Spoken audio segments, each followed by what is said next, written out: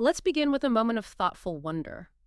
What would it truly mean to shape every choice, every single movement, so that it honors life? I mean, all life, even the smallest, most invisible life, with absolute reverence. That's a powerful starting point. Really makes you think. It does. Today, in the second part of our Ahimsa series, we're moving from the philosophical bedrock, the sort of theoretical idea of nonviolence. Which we covered last time. Exactly.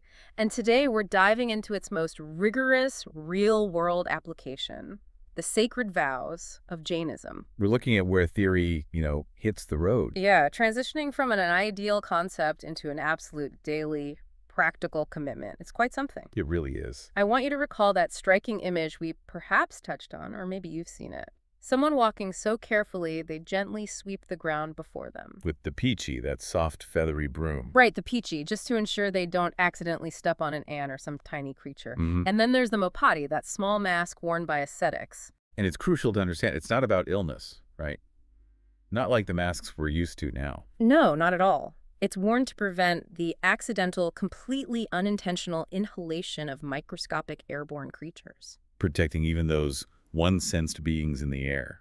This level of hyper-vigilant dedication, well, this is what we call the Mahavratas, the great vows, in their fullest expression. And seeing that immediately raises a question, doesn't it? A pretty challenging one for most of us. It absolutely does. It forces us to ask, how can such an absolute, uncompromising commitment to nonviolence actually exist in our complex, demanding world? Yeah, how is that even possible? And beyond that, what are the ethical mechanisms? How does a tradition hold on to this absolute ideal? Which seems almost unattainable for many. Exactly. While also providing a workable path for the layperson, the person who still has to live, work, interact in society every day. That tension.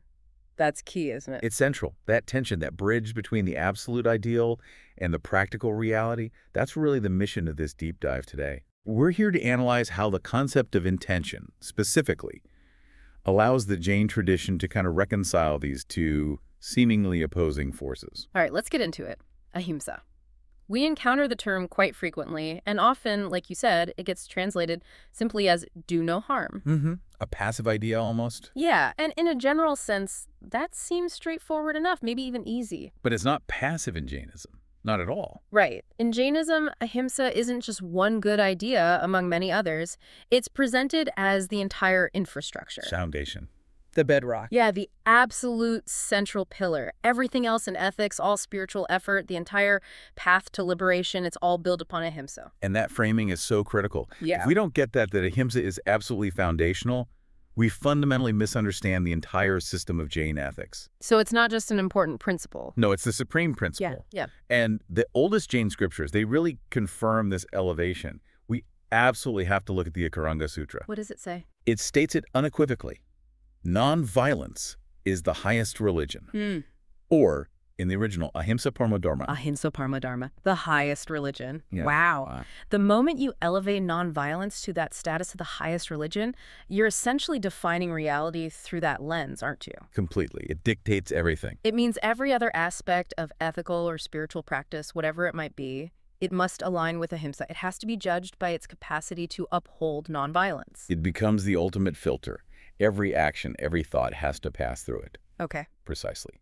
And this is exactly where we see the doctrine of vows unfolding into what we often call the two paths. Two paths. Yes. The tradition is very practical in acknowledging that not everyone can or will abandon society entirely and live the life of total renunciation, like a monk or nun. Right. That's a very small minority. A very small, dedicated minority. So the core ethical ideals, they're expressed in two distinct forms. This accommodates different lifestyles, different levels of commitment, but crucially, they both point toward the same spiritual summit. Okay, let's clarify those two paths then. Sure. First, we have the Mahavratas. That literally translates to the great vows. Great vows, Mahavratas. These are the vows undertaken by the ascetics, the monks and nuns who have renounced worldly attachments, family ties, possessions. Total renunciation. Total. And their commitment to these vows is absolute, uncompromising. They're aiming for, well, maximum diligence to achieve essentially zero harm. That's the ideal we saw with the broom and the mask. Exactly. Then second, we have the avratas. These are often called the lesser vows or sometimes atomic vows. Avratas, lesser vows. These are adaptations. They're specifically designed for the householder, the layperson, the shravaka or shovika. A person living in the world. The person who has to engage in work, family life, necessary activities that, just by their nature, involve some degree of unavoidable harm. The anavratas recognize this practical reality. But they don't just give a free pass, right? Oh, absolutely not. They still demand rigorous commitment, but the focus shifts significantly towards the inner purity of intention. We'll get into that. Okay. So whether you're an ascetic following the Mahavratas or a householder following the Anavratas, you're striving to embody the same core principles. That's right. The same 5 core principles, or vows. They act as the guardians of the spiritual path for everyone. And ahimsa is number 1. Ahimsa, nonviolence, is the foundation. But let's list the others, because as you'll see, they're deeply intertwined with ahimsa. They almost serve it. Okay, what are the 5? So the 5 core vows, structuring both Mahavratas and Anavratas, are 1. Ahimsa, nonviolence. 2. Satya, truthfulness. 3. Asteya, non-stealing. 4. Brahmacharya. This means celibacy for ascetics, but it's adapted as chastity or faithfulness within marriage for householders. And 5. Aparigraha, non-possession, or maybe more accurately, non-attachment. Ahimsa, Satya, Asteya, Brahmacharya, Aparigraha. Got it. And what's really fascinating, as I mentioned, is how ahimsa acts as this overarching command for all the others. It conditions them. How so? Let's take Satya. Truthfulness. Most ethical systems value truth pretty highly, often as an absolute good in itself. Right. We generally think telling the truth is always the right thing to do. But in Jainism, it sounds like the commitment to truth has a condition. It must never violate ahimsa. Precisely. That's a profound ethical challenge right there. It really is. If telling the literal truth would cause significant violence, physical, or even severe mental harm, ahimsa takes precedence. Can you unpack the implication of that? That seems tricky. It is tricky, and it requires careful judgment. It means if you find yourself in a situation, a classic example might be hiding someone from a potential attacker, where speaking the absolute literal truth, yes, they are hiding here, would directly lead to extreme mental anguish, serious injury, or even death for another sentient being. Okay. The vow of ahimsa, the highest duty, requires you to prioritize preventing that harm. This might mean remaining silent, or in some very extreme, carefully considered cases, it might even mean speaking a compassionate untruth to prevent a greater violence. Wow. So truth isn't absolute if it causes harm? The purity of truth, you could say, is conditioned by the necessity of nonviolence. Truth is virtuous, but its virtue is amplified when it serves compassion and diminished when it leads to suffering. That completely reframes it. It makes the entire ethical framework less about following rigid legalistic rules. Definitely not about rules for rules' sake. And much more about a constant dynamic assessment. You have to weigh the potential karmic impact of your actions, your words, and maybe most importantly, your underlying intention. Exactly. You hit the nail on the head. Intention becomes paramount. It completely reorders the moral landscape compared to systems focused solely on actions or outcomes. Okay, what about the others? Asteya, non-stealing, and aparigraha, non-possession. How do they fundamentally serve ahimsa? Non-stealing seems straightforwardly about property, not physical violence. But think about the internal state. What drives someone to steal? What drives possessiveness? Greed, desire, attachment. Exactly. Asteya means taking something that wasn't freely given. That act stems from greed, from attachment, from a desire that overrides respect for another.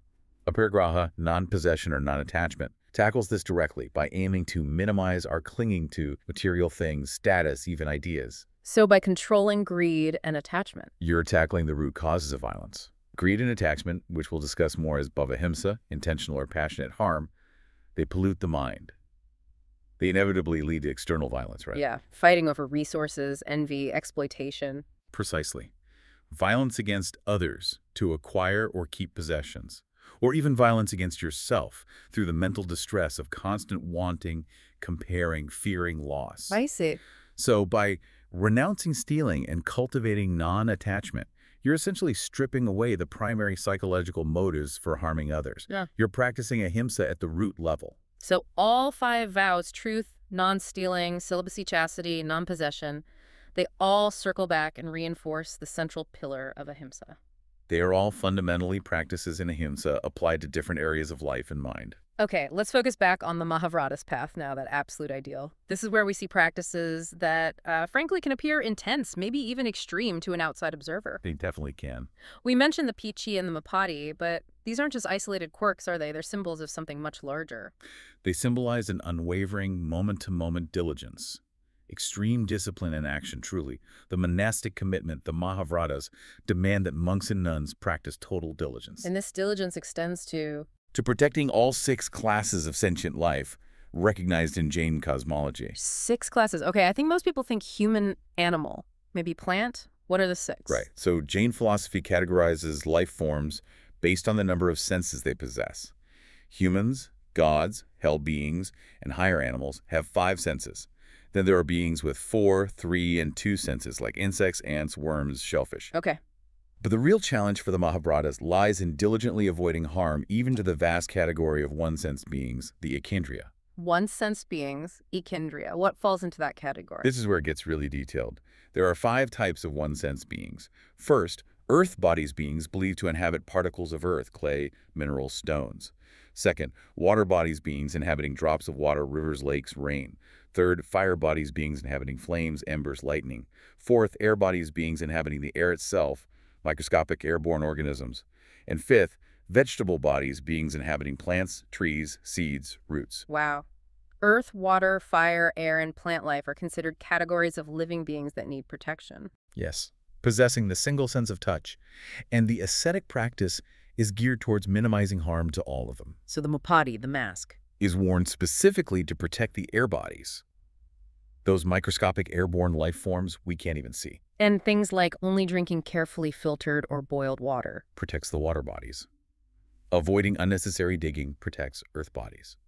Minimizing fire use protects fire bodies. And their diet, often strictly regulated. Exactly. The practice of only eating plant life that is naturally fallen or is minimally cultivated or obtained through careful, non-harmful begging aims to protect the vegetable bodies. Their entire existence becomes a systematic, conscious refusal to inflict harm, even on these forms of life that most of us interact with, well, carelessly every single minute. That puts the burden of ascetic practice into a whole new perspective. It's not just about not killing animals, it's about avoiding any severance of vitalities, as the texts say. Any severance, even those caused purely by negligence or carelessness. And this brings us directly to that profound philosophical definition of violence itself, Himsa. It seems it goes far beyond just the physical act. It absolutely does. And for that definition, we really need to turn again to a foundational text, the Tattvartha Sutra. It provides what's widely considered the ultimate scriptural definition of Himsa.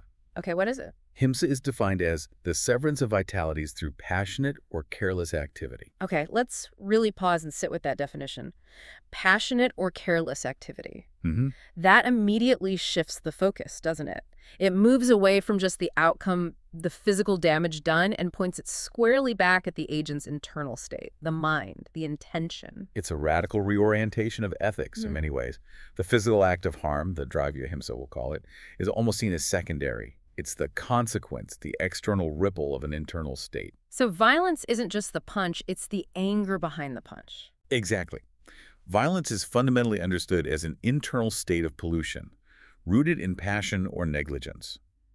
If your heart or mind is churning with passion, anger, intense desire, pride, deceit, greed, you are already committing Himsa, whether you've actually done anything externally or not. That's huge. It is. And furthermore, the inclusion of careless activity is just as critical. Right. Passionate or careless. It means that even if you have zero malicious intent, none at all, if you cause harm simply through negligence, through a lack of awareness, a lack of diligence, that is still defined as Himsa. And importantly, it still incurs karmic bondage. So let's take that example. A monk is walking, perhaps deeply absorbed in spiritual contemplation, and accidentally crushes an insect because they weren't mindfully watching the ground. In this view, the karmic burden comes not just from the insect dying, but from the monk's lack of diligence. The carelessness itself is the root. Precisely. The physical harm is the result, the symptom of the internal lapse in awareness or mindfulness. The carelessness is the seed of the action's karmic consequence. That clarifies the intense practices, then. It does. That is the immense burden accepted by the ascetic committed to the Mahavratas.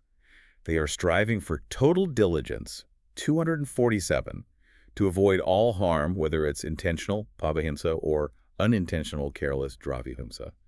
Their entire lifestyle becomes a continuous discipline to ensure their mind is never careless and never inflamed by passion, thereby minimizing the influx of new karmic matter. This ideal is spiritually breathtaking. It really is. But let's be honest, it seems completely unsustainable for someone who has to live outside the monastic community, the Jina Sangha. Mhm. He simply cannot run a family, hold down a job, cook dinner, clean your house without some level of unavoidable interaction with, well, earth bodies, water bodies, plant bodies. Absolutely. It's practically impossible for a layperson to adhere to that zero-harm standard in the physical sense. And that's the tension you mentioned earlier. That is the core tension we need to acknowledge and understand. That absolute standard of the Mahavratas serves as the spiritual pole star, the ultimate ideal. But Jain wisdom is also deeply pragmatic. It recognizes that simply existing in the world, engaging in necessary activities for survival and social functioning, inevitably means compromising that zero-harm ideal to some extent. And it's the acceptance of this reality that forms the foundation for the householder path, the Andhavratas. So the system allows for that reality. Yes. And the way it does this, the shift from the absolute Mahavratas to the practical Andhavratas, hinges almost entirely on making a crucial distinction between different types of harm. This distinction allows the householder to focus their efforts on purifying what they can realistically control, Which is? their intentions, their inner state. Okay, so let's clearly define these two types of himsa again.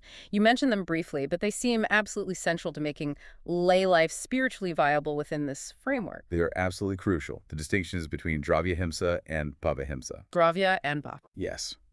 Dravya-himsa refers to the physical act of harm itself. It's the objective occurrence of violence, the severance of vitalities.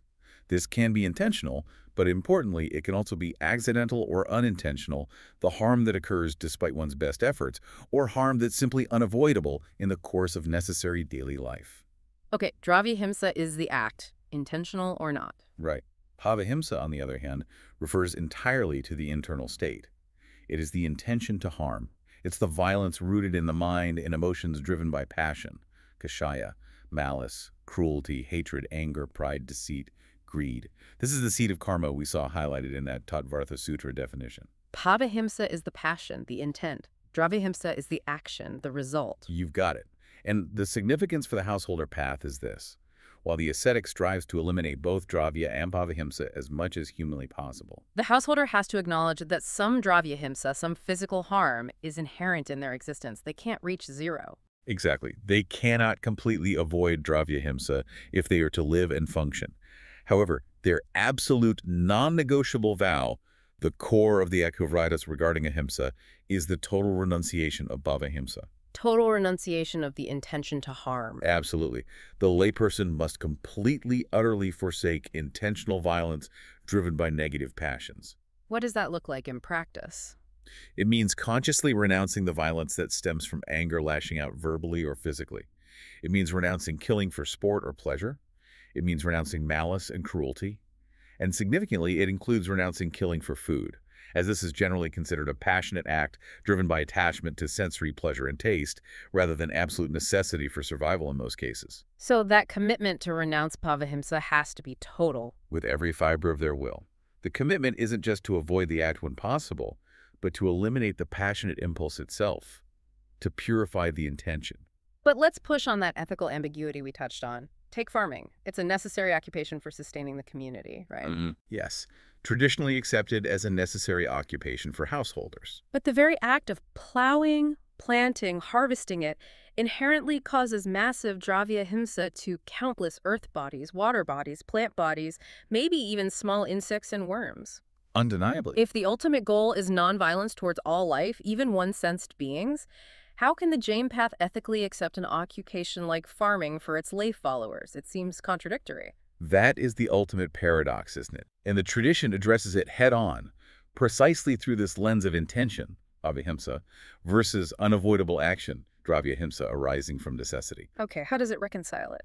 The householder's path, the Avrathas, explicitly recognizes that some Dravya-himsa is unavoidable when it arises from specific necessary contexts. There's a kind of reluctant acceptance of certain types of harm. What are those accepted contexts? Generally, they fall into a few categories. First, harm arising from necessary chores of daily life, things like cleaning the house, grinding grain for food, lighting a stove for cooking, basic hygiene. These cause harm to microscopic life, but are deemed necessary. Okay, basic living. Second, harm arising from one's occupation, aramvajahimsa. This is where farming fits in, or construction, or crafts. The key here is that the occupation itself must be considered ethically sound. Jains are traditionally encouraged to avoid professions involving large-scale, intentional killing or excessive harm, like butchery, the arms trade, or perhaps large-scale industrial agriculture due to the massive harm involved. So the type of occupation matters. Very much so. And third, harm arising in legitimate self-defense or defense of others, virodhihimsa. Even here, though, the principle is to use the absolute minimum force necessary, and crucially, to act without passionate hatred or anger. The intent should be purely protective, not punitive or vengeful. So for the farmer, the unavoidable dravyahimsa of tilling the soil is accepted, but only if it's done out of necessity, for livelihood, and without bhavahimsa. Exactly. The focus shifts entirely away from eliminating the unavoidable physical harm, which is impossible for them, and onto ensuring that every necessary act is performed with maximum awareness, minimum carelessness, and absolutely zero malicious or passionate intent. Bhavahimsa. So the farmer must still practice the vow of aparigraha non-attachment? Yes, they must renounce the bhavahimsa of excessive greed. They should ideally only farm what is necessary for their sustenance and that of the community, not driven by limitless profit motive.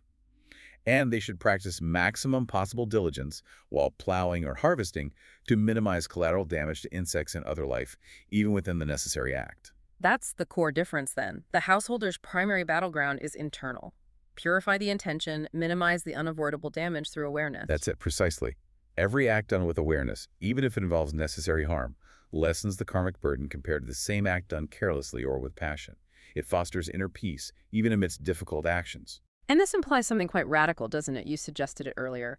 Mental or verbal cruelty, which is purely driven by passion, by bhavahimsa, could actually be considered karmically heavier, more damaging to the soul than, say, accidentally squashing an ant while walking. From the perspective of bhavahimsa being the primary driver of karmic bondage, yes. The intentional, passionate desire to inflict mental suffering through cruel words, gossip, or abuse is seen as a direct pollution of the soul. It stems purely from negative passions like anger, pride, or malice. Whereas the accidental harm might arise from carelessness, which is still himsa, but perhaps less karmically weighty than deliberate cruelty. That's generally the understanding. The focus on bhavahimsa means that purifying your inner state, your thoughts, intentions, and words becomes the paramount spiritual practice for the householder. It shifts our whole deep dive from just physical actions to the internal landscape of the mind and speech. Okay, let's delve deeper into that. If the core definition of himsa involves passionate or careless activity, then ahimsa, nonviolence, must be cultivated first and foremost in the mind, before it even gets close to being enacted by the body. Absolutely. This takes the concept of nonviolence far, far beyond simply not hitting someone or not killing something physically. It becomes an internal discipline. A profound internal discipline. The moment you acknowledge that the root of violence, the bhavahimsa, is an internal pollution, you have to identify its source within you. And the sources are? The passions, the negative emotions, known as kashayas in Jain terminology. These are the internal drives that cloud judgment and propel us towards harmful actions, thoughts, and words.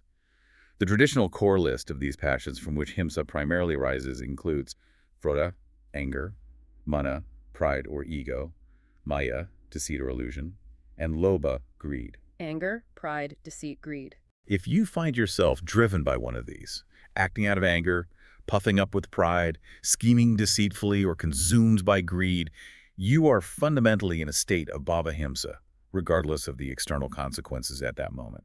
So most of us probably assume violence is primarily a failure of external action. We did something wrong physically. But here, the perspective is that the intention to hold on to a grudge, the passive-aggressive thought you nurture, the sharp pang of envious resentment you feel towards someone, these internal states are already violations of the vow of ahimsa at the level of bhavahimsa. They absolutely are. And this connects directly back to the Jain theory of karma. That's so. Because it's understood that these passionate thoughts and intentions act like sticky substances on the soul. They attract karmic matter, karma pudgala, which then binds to the soul, obscuring its pure nature and leading to future suffering and rebirth. If the thought is passionate, karmic matter is drawn in. So the internal state directly causes karmic bondage. Directly. Again, we can look to the Tattvartha Sutra. specifically verse 7.1 in many versions, Mm. which reinforces this focus on the internal purification. The intention to harm is the seed of karma. Abstaining from such intention, even in difficult circumstances, purifies the soul. The intention to harm is the seed of karma. That's powerful. It really focuses the spiritual work, doesn't it? Mm. It means that if you are faced with a terrible provocation, let's say someone insults you deeply or even physically threatens you or your loved ones, Okay. and you manage, through conscious effort, to restrain your internal passion, Mm. to control the anger, the fear, the pride that inevitably flares up, that act of mental abstinence, that refusal to give in to pavahimsa internally, that is what purifies your soul. So you upheld the vow of ahimsa on the most critical battlefield, your own mind. Exactly. Even if the external circumstances force some unavoidable physical action, travyahimsa, like defending yourself, the fact that you did so without internal hatred or rage significantly lessens the negative karmic impact. The internal victory is key. This realization requires us really to redefine what we commonly think of as violence in our daily lives. So much of modern conflict and suffering isn't physical. It's verbal, it's psychological. Absolutely. Think about gossip, slander, character assassination, online bullying, hateful rhetoric. If I use language with the specific intent to maliciously degrade, humiliate, or cause suffering to another sentient being, that is pavahimsa, isn't it? It is arguably the purest form of pavahimsa, because unlike, say, farming, there's often zero necessity involved. It's motivated almost entirely by negative passions, anger, pride, jealousy, malice, with no requirement for survival. And the ancient texts recognize this power of words. Oh, very clearly. The Akaranga Sutra, which contains teachings attributed directly to Lord Mahavira, is quite emphatic on this point. It advises that creatures, and this implies all sentient beings, should not be slain, treated with violence, abused, tormented, or driven away. The inclusion of abused and tormented in that list, alongside slain, is really critical here. It's profoundly important. It explicitly equates verbal and psychological abuse with other forms of violence. To abuse someone with insults, to torment them with sarcasm or constant criticism, is presented as a direct act of himsa stemming from passion. So if I use sarcasm with the clear intent to shame someone, That's pavahimsa, rooted in pride or anger. or speak a harsh word fueled purely by my own impatience, Pavahimsa rooted in anger or carelessness. or engage in gossip that I know will damage someone's reputation. Lavahimsa rooted in malice, jealousy, or deceit. You're intentionally inflicting suffering through passion. And according to this framework, that passionate intention stains your soul, potentially more deeply than accidentally causing minor physical harm through carelessness. So the householder following the Apidatas must therefore be just as diligent, maybe even more diligent in some ways, in guarding their speech and their mind. As the ascetic is in guarding their footsteps and their breath. Yes. Yeah. The householder's primary path becomes the relentless purification of the passion itself, expressed through thought and word. That demands a massive commitment to inner vigilance, doesn't it? Constant self-monitoring. It really does. It requires constant self-analysis, asking yourself, was that tone really necessary? Was that critical thought rooted in pride or genuine concern? Did that word serve compassion, or did it just serve my own need to be right, to feel superior, or to vent frustration? Ahimsa, practiced this way, seems to require profound patience. Patience is key. Patience with others, certainly, but also immense patience with ourselves as we undertake this difficult inner work. Let's pause here for a moment, maybe bring this down to a more personal level. Reflecting on all this ancient rigor, how can we connect it to our own daily lives right now? I think most of us, if we're honest, can recall moments where we felt that subtle, maybe quiet, but deep satisfaction that came from choosing kindness when it wasn't easy. Yeah, holding back the sharp retort. Exactly. Choosing to restrain that cutting remark, even when we felt totally provoked, completely justified in letting loose. That tiny moment of conscious choice, that internal restraint, that is the spiritual practice in action, isn't it? That is precisely it. And that moment of choice, that ability to restrain the negative impulse, is fueled by something fundamental. Empathy. Empathy. Empathy is the true starting point of the path of ahimsa. There's a beautiful verse in another important text, the Uttaradhyana Sutra, that articulates this perfectly. It states that the very beginning of the path to liberation lies in this internal recognition. What does it say? It says something like, "He who regards the sufferings of others as his own is truly noble." He who regards the sufferings of others as his own. Wow. So ahimsa isn't ultimately just a negative rule, don't do this, don't do that. It's an active, positive cultivation. It's about developing the capacity to feel the suffering of others, all others, ideally as if it were happening to you. It's radical empathy, applied universally. Exactly, radical empathy. And when you cultivate that empathy, it immediately informs how you handle those internal passions we talked about: anger, pride, greed, deceit. How so? Well, if you genuinely feel another's potential suffering as your own, you become far less likely to indulge in the anger or pride that would cause that suffering. The practice of ahimsa really starts right there with intention, informed by empathy, expressed through words and actions, and sustained by patience. If you truly see the suffering your impatience might cause someone else. You're much less likely to let that impatient passion take root and express itself as a harsh word or action. Empathy becomes the antidote to bhavahimsa. Okay. So we've thoroughly examined these two distinct roads, both stemming from this profound commitment to ahimsa. Two paths, one source. On one side, we have the uncompromising, absolute ideal embodied by the ascetic, the monk or nun following the Mahavratas. Dedicated to maximum physical diligence, minimizing even unintentional harm represented by the broom and the mask. They show us the furthest limit of possible renunciation and non-interaction. The pole star, as you called it. Yes. And then on the other side, we have the practical, aware, and deeply compassionate path designed for the householder, the Anavratas. This path acknowledges the inherent difficulties and unavoidable harms of living in the world. But commits absolutely, totally to zero intentional harm, zero bhavahimsa. The focus is on purifying the mind, the intention, the word, day by day, moment by moment. Two very different-looking paths in practice. Extremely different in outward practice. But they share the same ultimate summit: the purification of the soul, the reduction and eventual elimination of karmic bondage, achieved through the steady, dedicated practice of ahimsa in its broadest sense. So what ultimately unites both the Mahavratas and the Advavratas? What's the common thread, despite the different levels of observance? I think it's the deep recognition embedded in the tradition that neither path demands instant perfection. That's simply not realistic for anyone. It's not about flipping a switch to purity. No. It's about consistent, mindful practice. The goal isn't achieving instant absolute purity overnight. The goal is steady progress, constant refinement. So it's the effort that counts. It's the sincere, ongoing effort, the daily struggle to be a little less careless today than yesterday, a little less impatient, a little less driven by anger or greed. That relentless process of refining intention, of cultivating awareness and empathy. That is the very definition of ahimsa in action, whether you're an ascetic or a householder. Practice, not perfection. Practice over perfection, absolutely. Okay. As we begin to wrap up this really intensive deep dive into the vows and practice of ahimsa. It's a lot to take in. It is. Let's try to hold on to some gentle wisdom that encapsulates this. I recall reading something attributed to Muni Sri Praman Sagarji. A respected contemporary teacher. Yes. He said something to the effect of, sensitiveness is the essence of ahimsa. Sensitiveness, that's interesting. He went on. To recognize suffering in another is to become truly nonviolent, even in mind, speech, and action. Sensitiveness. Recognizing suffering. That brings it back to empathy, doesn't it? It's about developing that inner sensitivity to the potential for harm, both in ourselves and towards others. Exactly. Yeah. So let this maybe be a concrete, immediate challenge for you, the listener, something practical to take away for the week ahead. Okay. You don't need to rush out and get a soft broom or a face mask. Not yet, anyway. Not practical for most of us. No. But maybe just for one specific day this week, or perhaps even just for one focused hour, maybe during a stressful commute or a difficult meeting or interacting with family.